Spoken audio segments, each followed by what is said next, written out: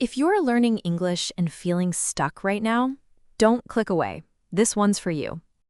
I'm an English teacher and I actually speak 4 languages myself, but even with all that experience, I still have those days where I feel like I'm hitting a wall.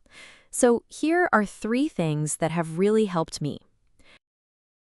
First, take another look at your goals. Sometimes we feel stuck not because we're lazy or not trying hard enough, but because what we're studying doesn't actually match what we need.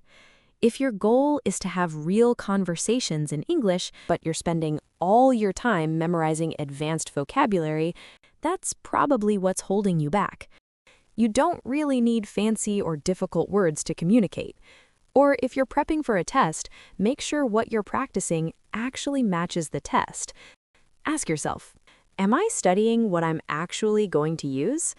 If the answer is no, it might be time to change your plan.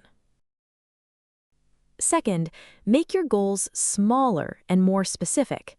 A lot of people say, I want to be fluent. That's a great goal, but honestly, it's a bit too broad. When a goal is that vague, it's hard to feel like you're actually making progress. Instead, try things like mastering one tricky pronunciation each week, or making your own sentence with one new expression every day. If you keep learning new words but forget them quickly, review a few useful phrases every day. Figure out where you're struggling and build around that. Third, and this is a big one, just start using what you already know. It's really easy to feel stuck when you overthink grammar or try to be perfect. But remember, you don't have to be perfect. It's totally okay to make mistakes. Just learn from them. You don't get better before you use English. You get better because you use it.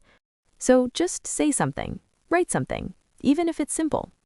And one last thing. When you feel stuck, the answer usually isn't to try harder, it's to try differently. I've left one more tip down in the description. If you found this helpful, tell me in the comments which tip you're going to try first. See you in the next video.